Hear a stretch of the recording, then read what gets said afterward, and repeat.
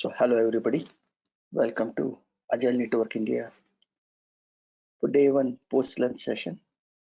So now we will be beginning with the panel discussion from Ahmedabad chapter. The topic is your product market fit. Before we start our session, let me thanks our founding sponsor, Innovation Roots. Innovation Roots is a leading consulting and training service provider helping organizations to achieve business agility and beyond. It is one of the leaders and pioneer of niche publishing services and well known for content collaboration with global thought leaders, authors, and creators. So for more information about Innovation Root, request you to visit www.innovationroots.com. Just a quick do's and don'ts. Join the event 5 minutes before the starting time. Use high quality speakers or headphones for better sound quality. Please keep your microphones muted and video disabled as this may cause disturbance and bandwidth issue. Questions will be taken via the chat box. Please enter the questions in the chat box. At the end of the session, facilitator or moderator will help and read out a question to the speaker as per the time available. Please fill the feedback form after the event to help us understand more about the event management. We appreciate your cooperation. With this, we will start our post-lunch session. I would like to invite Nidhi. Nidhi is going to moderate this particular session on behalf of Ahmedabad chapter. Yes, Nidhi, can you please introduce yourself? And Okay. over to you. Yep. Thank you. Okay. Thanks everyone for joining in today. Today we are going to discuss about how easy it is to develop an idea and have a mature product in the market. We have a very good panelist with us to share their feedback and experience, but let me introduce myself first. I am Nidhi Chakrar. I have been with the ANI with more than 1 year now, and I have been into the IT industry, into the project management since 14 years. So I would like to invite all our panelists to turn on their camera and introduce themselves. Can we move to the next slide, please?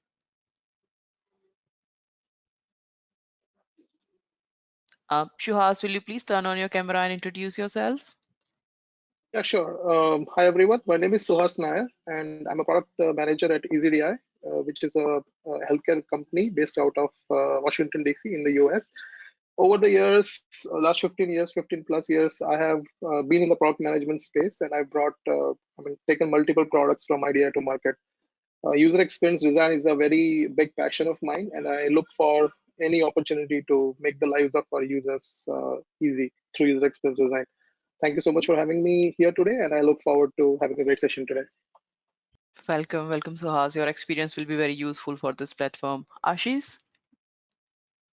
Hey, hi, good afternoon, everyone. This is Ashish Shah here, having 20 plus years of experience in IT solution industries with some great exposure to being a part of some large scale product implementation like London congestion charges or school information management system in UK, which is live in almost 22,000 plus schools, and currently working as a chief delivery officer at Enblix. Enblix is a cloud data engineering company with headquarters in US and having a development center in Hyderabad, Ahmedabad, and Vijayawada.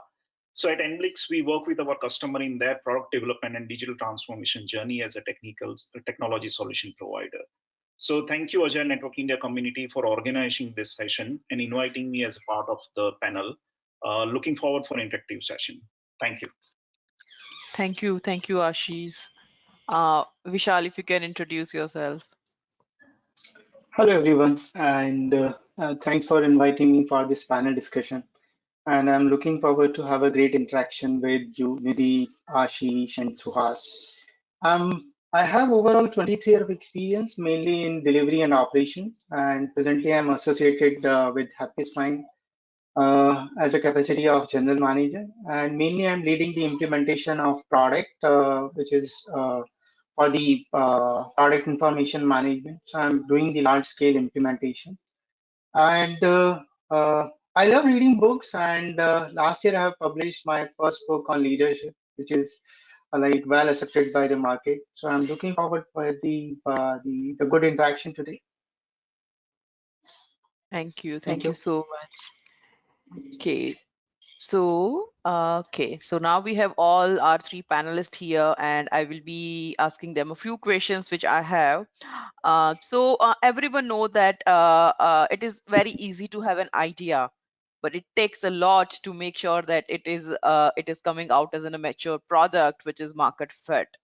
So might not everyone be aware what goes into those discussions, whether your idea is market fit or not, what decisions do we take, what parameters do we check. So we will be using your experience to get those answers. So Shuhas, I have a question for you. Like, what parameters would you consider for any product or in any domain to confirm it if it is a product market fit? Sure. So that's a very, I think, a very important question, because and before we go into product market fit, I mean, let's just and the parameters that define product market fit. Let me just let crystallize what product market fit actually is. Right? There's a lot of definitions around, and there's a lot of things that float around. So I'm just presenting my perspective and what I've seen over the years.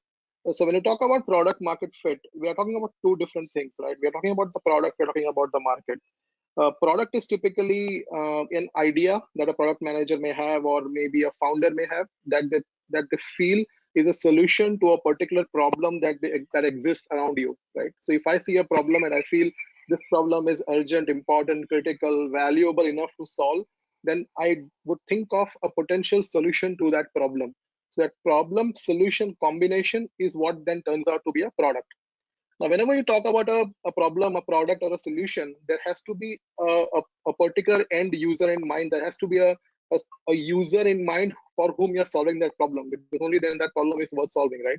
That user who is actually having a problem and would benefit from that product or that solution is what is known as a market. So identifying how that product and the market fit together is basically what product market fit is all about, right? Now, how do you know when you have reached or hit product market fit or not? So for that, the first important question is basically the product that you're building or the product that you're conceptualizing, does it actually solve the problem that it is meant to solve for the end user, for the market? So the answer to that is basically what will define whether you have product market fit. The second important factor is, of course, the market, right? Is the market ready for your product? Does the market really have that problem which you're solving? And does the market have the ability to pay for that particular solution to solve that particular problem, right? That's the market side of it. So when you get an answer to that, which basically means product market fit, is where your product is now in a good market and the product is actually able to satisfy that market. And the good market is basically, like I said, a market that is big enough, a market that really has a problem, a market that has the ability to pay for that solution or the product. So when you get the answers to these important questions, that's when you say is product market fit. Now, coming to the parameters that can define product market fit, well, it's pretty simple, right? If you have there's a problem that exists and you have a solution for that problem, then you can obviously know that people will start using your product. So the more number of users, the number of users that use your product, even better if there are more paying customers using that product. That's one important parameter that gives you the idea of product market fit, right? The second is the flip side of it, your churn. Basically, churn is a very important factor that most product managers track, right? Are people leaving your system? Are people not renewing their contracts? That's another important parameter that tells you whether your product is fit for the market or the market is fit for your product or not. Another third important factor is returning users. Like, people may come onto your platform, people may come onto your portal, people may use your product once, but then they may not come back. So again, another measure is how many times or how many users are actually returning returning to use your product or platform. That's another important parameter. And the last and important parameter that I think is the usage interval. So are they using it pretty frequently? Are they using it every day? Are they using it every week? Are they using it every quarter, every year? Again, that defines how important or urgent that problem is that you're solving, right? If your people are not using your system frequently, they're just using once in a while, that means that problem is not urgent and important. So you're not address the problem correctly, or you're not addressing the right problem. So these are the four different parameters: users, churn, returning users, and usage interval, that I think are the parameters that define user market, product market fit. Okay, yeah, that is very true. Sometimes it happens that people do sign up and they don't access our system for a long. So that's also matter that you have active users who are you are using your systems whatever interval is. Yeah. So Vishal, would you like to add anything over here?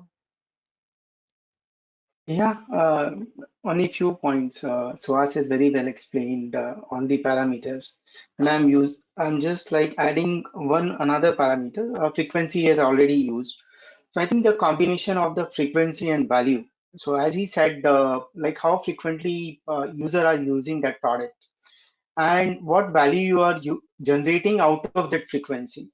So for example, we have Facebook, we have Instagram. So you are frequently using it, but the value which you are generating is not so high. But at the same time, if you are talking about, let us say, Magic Break or Macan.com or any other product or any other services, you may not be using very frequently, hardly once or twice in your life, but the amount or the value you are generating is very high. And there are also combination, for example, Grofers or Blinkit or Big Basket, where frequency is also high and value is also high. So one has to see whenever they are seeing how their product is going to fit into a market. These are the two important parameters which can set the expectation, like how it is going to fit, frequency and a combination of frequency and value, and based on that they can see whether whatever product they are bringing in market is going to work or not.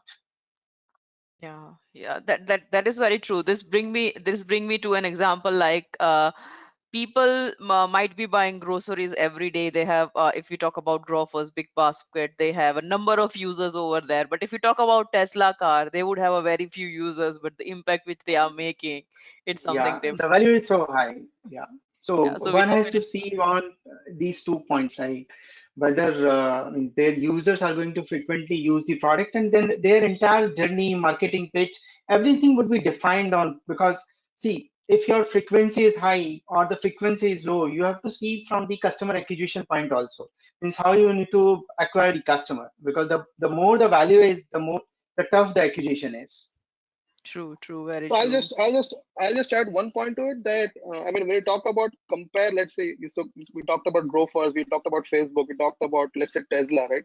So product market fit, since that's the topic today, what's important to understand is that the market is not same for each product, right? The Right. product and that's why the whole concept product market fit is extremely important. But you don't expect Tesla users to like frequently use it. I mean, come to and replace the Tesla, right? Or come back for multiple iterations or transactions. Whereas you want a Facebook user or an Instagram user to come to your portal every day, or a YouTube user to come to your platform every day and watch. So it's extremely, again, we'll touch that topic later, but it's extremely important to also understand the market before you actually build the product, right? And then bring that fit between the two. And you can never conceptualize a product that can fit every market. Just wanted to add that. Yeah, Right. very true. So what we are saying is depending on a market which we are trying to target, our parameters varies. And we have to keep that in a Absolutely. mind when we Yep. are evaluating our product. So very true, very true. We cannot compare apple to pineapple. We need to make sure we are comparing a right fruit. Okay, that is good. So next I have a question is how would you identify the product market fit for your product if you are launching the product, which is new and we are launching in new area. So sometimes it happens that we have an idea no one has ever worked on, and this is something very unique which we are going to get out. So how do we make sure that it is getting right attention? How do we identify that it is going to be a market fit? Do we have Ashish? Yeah, yeah. Okay, can you Yes, turn yes, on your Nidhi. will you please turn on your camera? Yeah, sure. Can you see it me Yeah, now? Or I don't. okay? Yeah, Yeah. would you like to answer that? Yeah, sure, Nidhi. Thanks. No, I think Suhas did cover about Suhas and Vishal did cover about product market fit. I mean, definitely, it's a very, very vast topic itself. But look, first of all, I mean, as Suhas mentioned, what is product market fit? So basically, look, from product market fit is when your value proposition holds true and your product address and solve the needs of your to a target market. Right. So, and you have shared the contact correct channel that will sustain your business and bring you to the success to your that you are looking for. Right. So, product as such, if you see overall product market fit is definitely a hair on fire problem. It's a scenario in which product satisfies customers' needs, and in a way, it alternative products do not, which means that other products do not, which you are trying to fix it. So to avoid this fact, make sure ideally while in the identification phase or during the value proposition phase, basically we need to make sure to understand the pain points that a product solve as well as the challenges that your customers are seeking to solve. So one can do this focusing on 6 primary areas, which is basically, if you see, first determine your target customer.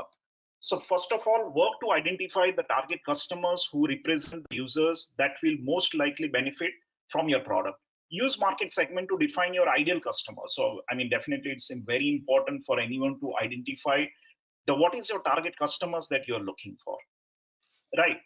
Then gather the intelligence. I think other than doing while defining the value proposition, identifying the customers, I think it is more important about gathering that intelligence with so many data points. So be it like, how would you feel if you could not, while you are capturing and trying to launch the product, do the market analysis with what problem the product that you're planning to solve, what problem it's going to fix, how the customer or the users are going to use it, what are the alternatives, what are the main benefits that you are going to, what are the differentiators compared to the current product or maybe the new product, what type of persona you think to benefit from most from, right? How motivated you are to use this product or how customers is motivated. So basically with this data intelligence, you can see that almost around 40% of rule more popular in terms of, let's say, if 40% of customers who says that they are very disappointed if they don't use that product or if they don't have a solution to this problem, then which means that your product is market fit and you can definitely can take on to the next step. Third one is all about focus on the single vertical, right? Rather than focusing on too many things, maybe how you can focus on any specific area in specific product with a limited budget and try to get into the MVP mode, right? You start creating those products, start launching it more into the agile way, how quickly you can launch and how quickly you do that fail fast, right? Let's say even if that product is not working out, how quickly you fail fast. So then specifically specify your value proposition. Determine which customer needs you can best address with your product or service. Figure out how you can outperform your competitors and surprise your customers. Don't lose the sight of your product roadmap. For an example, Spotify value proposition. That proposition is a streaming service as offering access over the ownership, providing the data-driven personalization, right? So those, I think that one is again very, very critical. And then the measure your product market fit. I think that is also something which is very, very critical, that we need to measure that what is going to be the parameters. So you must measure your performance to manage your success. Identify key data points that will help you to track performance. Start by identifying your total addressable market, right? Otherwise known as the total number of the people who can benefit from your product or services. So TAM is calculated by multiplying your overall average revenue per users by the total potential customer in the market. So that is also another. And the last one is all about avoid kind of you need to have a continuous improvement. It's just kind of how continuously you keep enhancing your product, keep launching the new version and the additional features. So reevaluate market based on the reevaluation, keep enhancing your feature, keep adding those features. I think those are the key parameters one needs to consider while launching and thinking about any product into the new area. That's what my perspective is, Nidhi. No, very true, very true. I like the thing that when we just focus on a one vertical and we just give them a minor MVP to check out whether Right. it's, our idea is going to be successful or not. Very true. Right. I would Right. like Suhas to invite to give his thoughts on this. Sure. So I think Ashish covered a lot of ground here, but I'll just add a couple of things and touch upon like something that Ashish mentioned, right? Value proposition. So typically, I'll give a twist to it and say just not just a value proposition, a key differentiator. So when you're entering a new market, right, where it could be a market which is what you're creating. It's not a market where there are a lot of products. It could be a market that is already a red ocean. There are already multiple products in the market. It's swamped with multiple products, right? In either scenarios, you have to make a clear differentiator for your product. The value proposition has to clearly shine through, and that has to be a key differentiator. I think a lot of times that takes a backseat when you define the MVP. People do not really focus on the value proposition and try to match the competitors or try to fill in features that look very glossy and very very fancy features instead of actually targeting the value proposition. So especially in respect to this question, which is about launching products into new areas, I think it is extremely important that we stick to a value proposition which could be a potential differentiator, identify the differentiator, and then focus completely the MVP, the marketing, the early messaging that goes out. Everything has to focus on that differentiator and that value prop. And that's a very important key to success for any new products or any new markets. Correct. Correct. I Yeah. have And one just question. Yeah, please, yes. go ahead. Sorry. They just were. So yeah, I mean, as Suhas rightly mentioned, right? I mean, determining the differentiator and identifying the key differentiator. I think one key important point is also how you can create more working prototype or a working wireframe, right? Which you can give it to your sales team or into your use as a part of your go-to-market strategy, right? To check and validate the potential of the product into the market. I think that is also one of the key parameter to see and kind of judge that market. Correct. You can always go with that approach also. I believe Absolutely. this works. Like my question was, I had a counter question around sometimes your customer base is not sure whether they have this problem or not. Everyone might not be on the same page, but if we give them a prototype to play around, they will get to know it is actually addressing a problem which they never thought it was there. So it's good that we give them something to play around to identify and to make sure that this is addressing some of your problems which you are also not aware of. Correct. But even for you to get, I mean, if you want people to spend time on your prototype, I mean, the time is valuable, right? You cannot just ask people to do it, or unless until you're throwing on money for people to try it out. But otherwise, basically, that's why I mentioned the value proposition, right? The value proposition has to shine through so that your early adopters, your alpha, beta, whatever you can call it, those kind of partners are ready to actually try out your product and then give you feedback. So that's why it's important that you first push with the problem, not the solution. First the problem and the value proposition, then the solution comes through, and then that's how you get people excited about your product, and then the whole journey starts from there. True, true. True. No one is going to buy a prototype if it's costing them so much.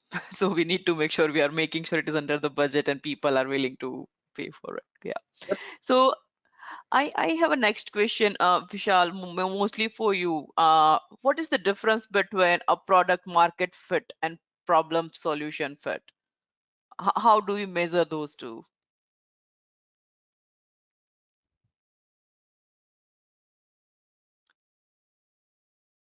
Vishal, I cannot hear you.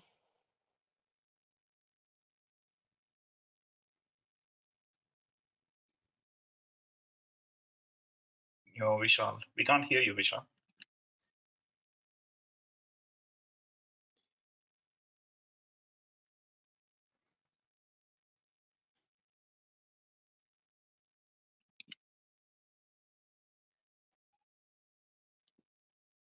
Still no luck.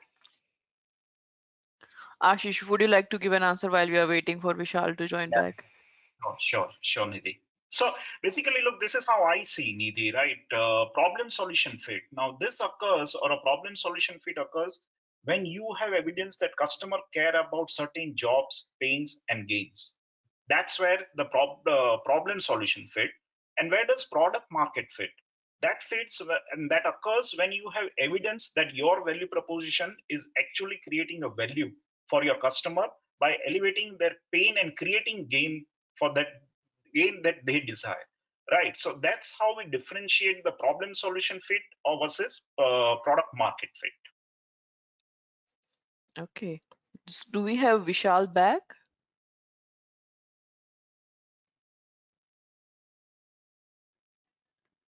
Yeah, Vishal. Vishal, if you can try.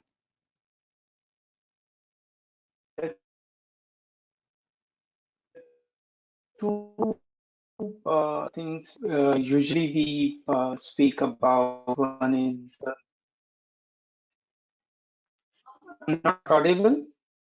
Uh, your voice is breaking up and we cannot see you as well. Just give me a second. Uh,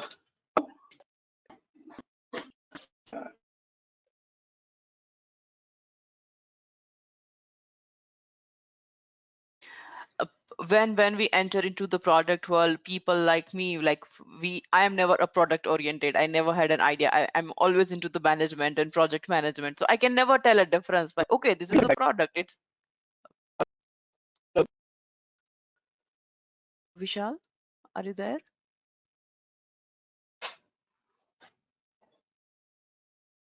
Is it better? Yes, it is better. Hello? Okay, okay. Sorry, I don't know what happened. The connection was constantly breaking. So I think the question was solution problem fit or the product market fit, right? And I think Ashish has given a very well definition. The only difference is I just wanted to add from there is the solution fit is the early stage when you are confirming that your solution is addressing the problem. And then the second stage is the product market fit, where you can scale the product. Yeah, means the solution is already addressed, and now you are in position to scale the that product. You have large set of customers, you have high retention rate, you have low churn rate, and you are onto the revenue path. You are able to earn the money out of the product. I think these are the two major differences between the solution fit and the product market fit.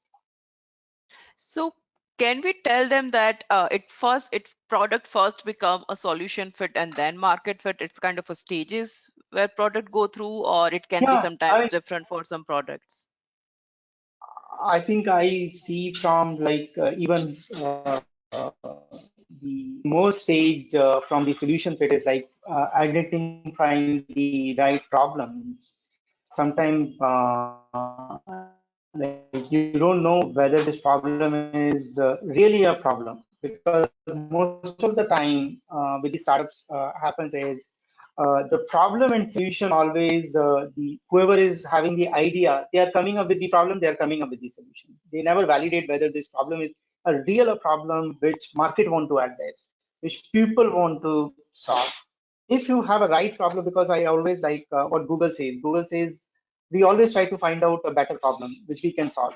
So first stage is like having a right problem, and then second is like getting the solution, and then third scale is if that fits into a your one set of customers who are the early adopter of a product. Then if it is well perceived by them, then you can definitely scale that problem, scale that solution, scale that product. So if we think about if let's talk about a problem. We identified a problem which is very huge. It's impacting a lots of area. Many we would have many customer if we resolve it. So how do we make sure that there are no competitors? Like obviously there will be a competitors, or if the problem statement is such a big. So how do we make sure that our product is something which signs out? Because everyone will be trying to make sure that they are selling something unique. They making sure the valuation is something customer base can afford. So in when we have a multiple products in a market, how do we make sure that whatever we new which we are launching is going to stand through? I think Ashish and Suhas has very well covered, but I just wanted to add few points. If we have competition, that means there is a demand. Means if multiple people are working, then there's a more demand, there's a more market for that product. And then second thing is, which Ashish and Suhas has already covered it about how they can differentiate the product. Suhas was saying like how your product is shining from others. And then, so that is already covered. I just wanted to add lighter note to it. Sometimes the other's weakness could be your strength. So let us say the example of in 2004 or 5, everyone was using the Orkut because you were enjoying, like you can visit anyone's profile, you can see their photographs and everything. There was no privacy and anything. And Facebook came and Facebook like tapped on that point only, like with the Facebook profile, until unless you are not making someone as a friend, you can't like see their profile, you can't see their photograph. So sometimes others' weakness could be your strength. Okay. So now I have a question. I will probably ask you all that question, like what are the certain myths about product market fit?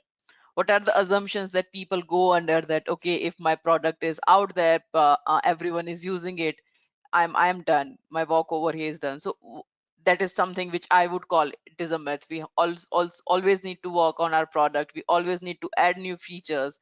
So what are the myths which you guys can point out that people are believing nowadays? Okay, I yeah, think maybe I so. I'll can take the first. Okay, go Suhas. on. Okay, Ashish. Go on, Suhas. No, go Okay, on, sure. Suhas. So I'll take the first. Sure. So I'll take the first stab at it.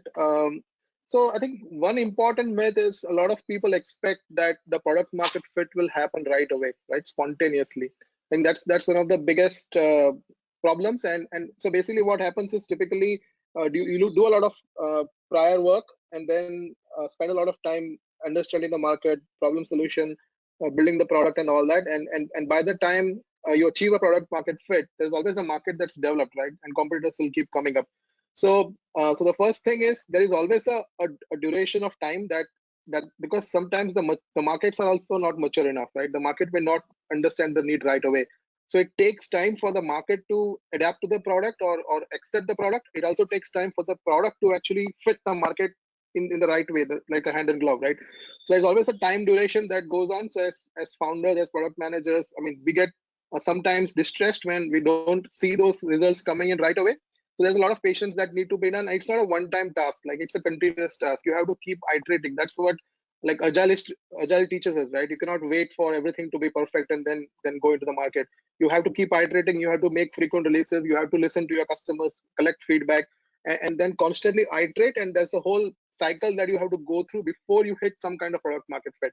I think that's one myth. And then the second slightly connected to that is people think that once you have hit the product market fit, you'll not lose it. I mean, that's also a big myth.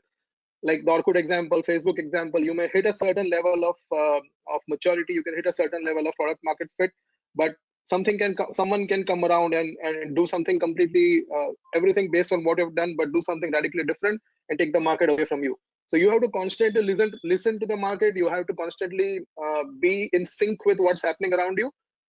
Keep an eye on your competition, not too much, but just an eye on the competition, and constantly iterate your product so that you don't lose the product market fit that you fought so hard to get. So that are two particular areas I wanted to highlight.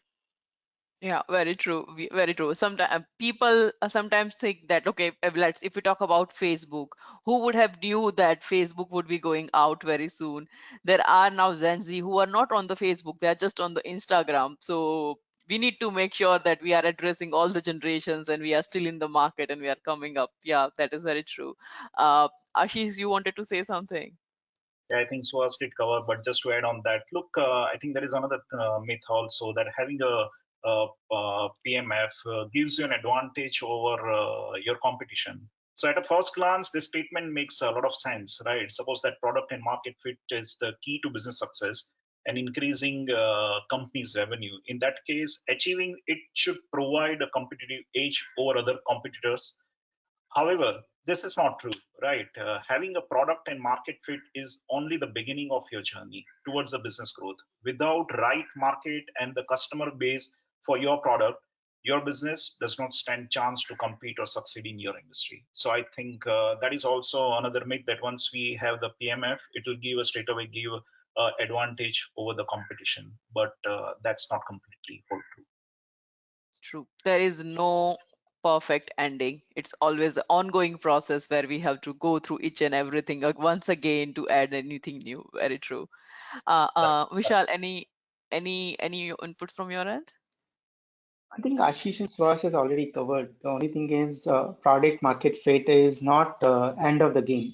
I mean, product market fit for, in my view, it's again in iteration mode.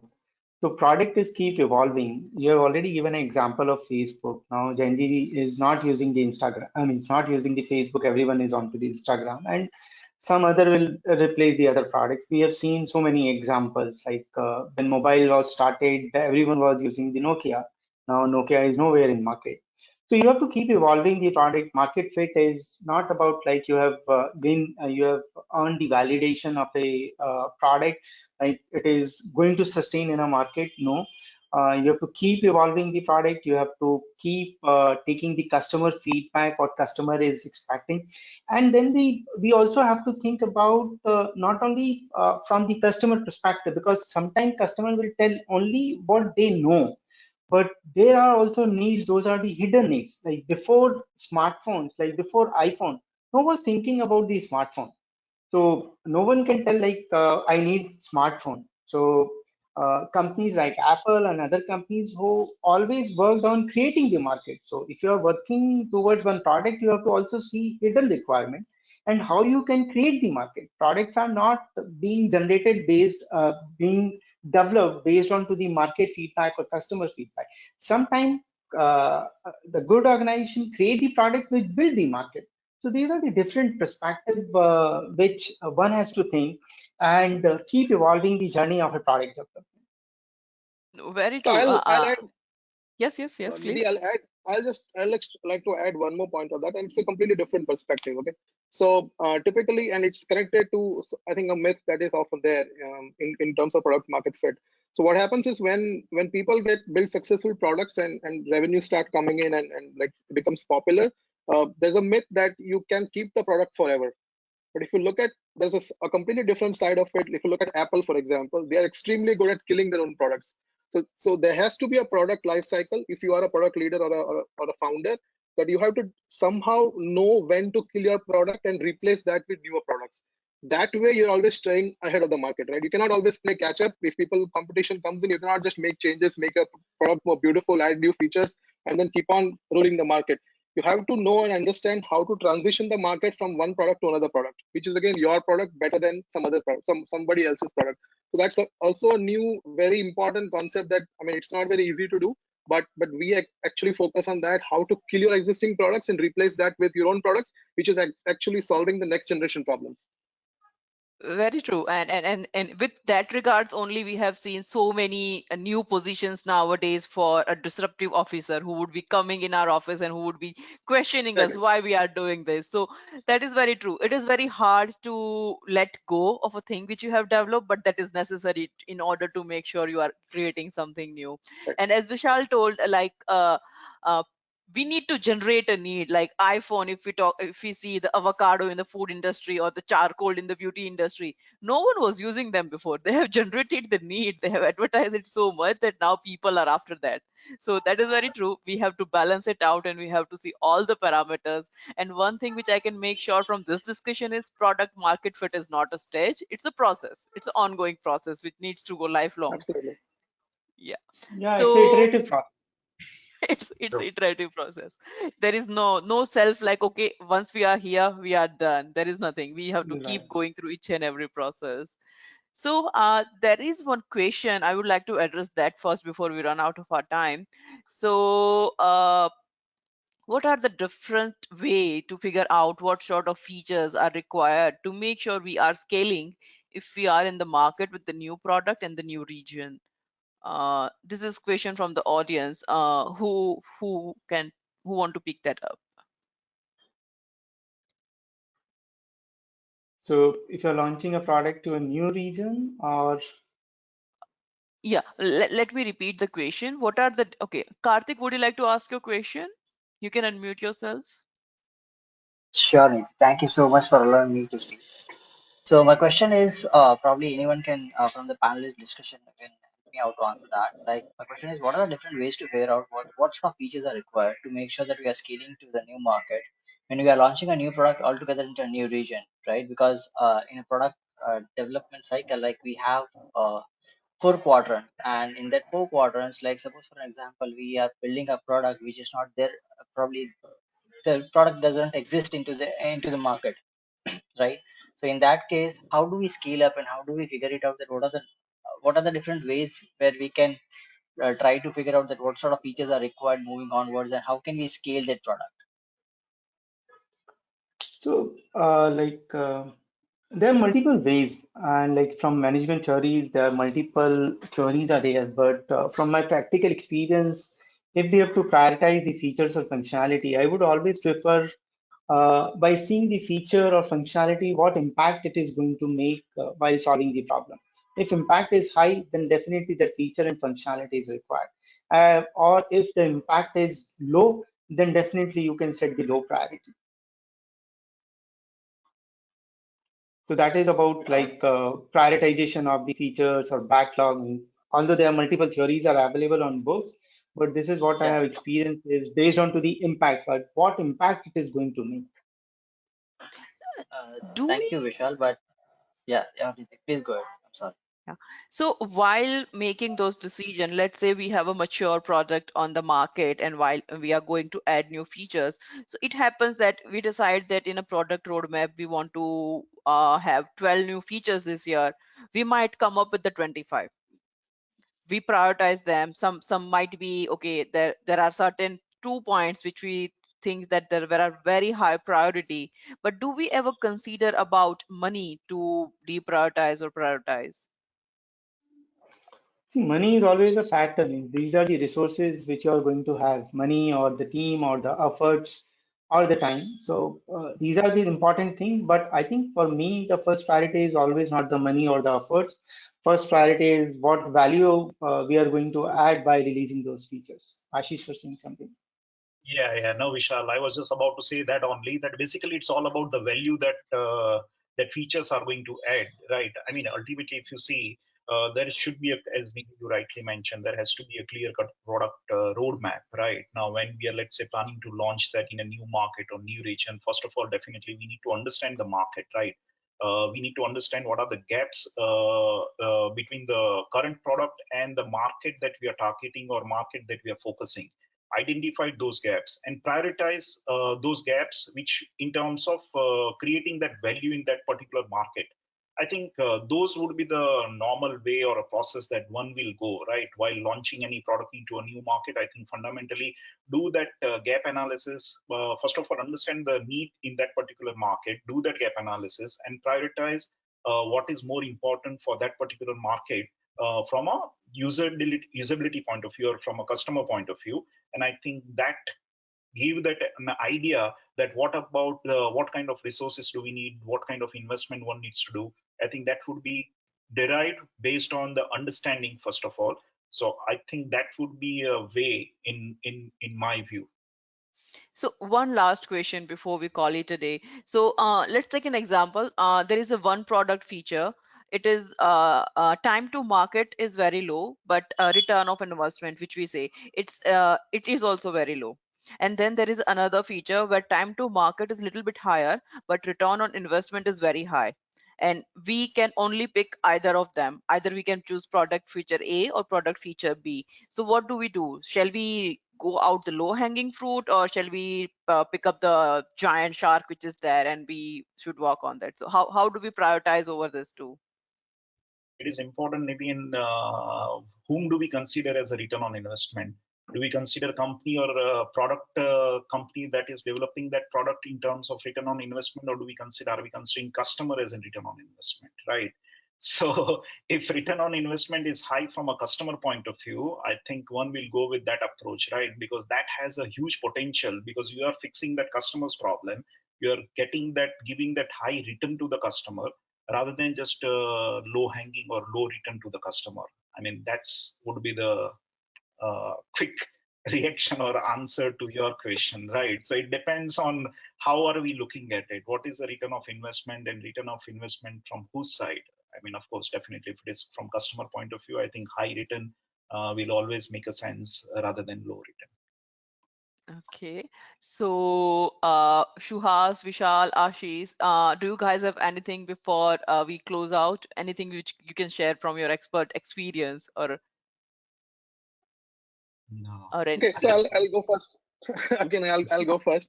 So basically, so since we're talking on the topic of product market fit, right? And nowadays there's a lot of like there's a big boom in terms of early stage startups, thanks to Shark Tank India, for example, right? Everybody is now thinking of launching a startup, single product companies, everything is coming up. But I think for everyone, but again, there's a very sad statistic, right, which says that most Indian startups, 90% actually fail in the first 5 years itself. And that's where product market fit is extremely important. One of the very important topic over there is people go into solution before defining the product, the problem and the market, right? And that's extremely important for everybody to do it. And another important thing is like they try to define and refine the MVP so much, the product so much, that the go to market gets delayed, like the example that you gave, right? But it's extremely important that once you have an idea or once you have a concept and once you have validated that the solution is meeting that idea and the problem is really valuable, then you have to go to market as soon as possible. The MVP has to be an absolute MVP. You cannot keep refining the MVP, making the UX better, making the architecture better, making the database structure better. The idea has to be, even if it's a simple prototype, not a working prototype, it's a very simple prototype, get it in front of the people, get it in front of the end users, and try to collect as much feedback as you can before you actually start into and dive deeper to development. I think that's a very important point, which basically could prevent a lot of heartache and the reasons that a lot of these startups run out of money or end out or give away or end their life before they reach beyond 5 years of maturity. That's a very important point. I think that needs to be come to light. Okay, we have one more question from Rajesh. How can a startup looking to solve a problem in a market assess that they are trying to solve right problem? Any pointers which can help it to go in the right direction? Rajesh, would you like to unmute yourself and ask this question?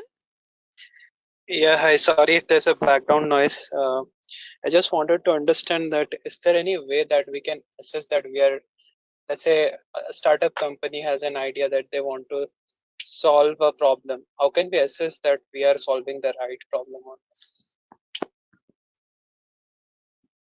not? I think Is there any first way? we have to identify. Yeah, so first we have to identify the let us say 8 or 10 target customer, and these target customers should not be your friends or family members, because you are not going to get a proper feedback from them. Because family and friends, because loves you, then that's a reason they will give you a lovely feedback. So try to find out the 10 customers, 15 customers, ask them whether if you are giving this solution to them, whether they are going to accept that product, they're going to buy that product. I think that could be the best way to assess your pitch or your product. Because most of the time happens like with the startup, they keep like within the four walls, they keep evolving the problem, solving the problem, developing a solution. As Suhas was saying, go to market time keeps delaying, like one version, second version, and they keep evolving the product, but they never ever go to the market. So go to market or collecting the feedback is the most important thing. Even if you have to pay some money to get the feedback, that is still good, but get the concrete feedback on your ideas. So I'll just like to add one perspective on that. So basically, what happens is, this happens to me a lot. So when we get startup ideas, we try to keep it secret, right? With the fear that nobody steals that particular idea and concept. So a lot of people, what they do is they don't talk to end users, they don't talk to people around. They actually just keep on iterating on that idea, try to refine it more, go to prototyping stage, and then like they completely forget the people for whom you're developing the product. And getting feedback from people as early as possible is extremely critical for the success of your product. So even if it's there is a risk that people may, but the percentage of that is very low, right? So you have to go in front of people, take sketches, wireframes, prototypes, whatever you have, and test it out, get as much feedback as possible before you even start writing the first line of code.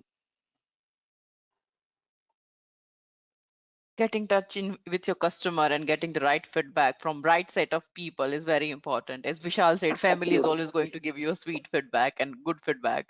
So we need to make sure from whom we are getting the feedback as well. Sometimes critics is something which we need to improve ourselves. So overall, this has been a very nice, fruitful discussion, and I personally get to learn so many things from you all. So thanks everyone. Thank you for your time, and we will see you, some of you again in the next month. Thanks everyone. Thank you. Thank Thank you. you. Thanks. Bye. Thank you, everybody. Thanks, Nidhi, for facilitating this event. And I would like to thanks Ashish, Suhas, and Vishal also for giving such insightful pointers, which I think most of the members had a good takeaway from this particular discussion. So hope to see you more discussions like this from your region.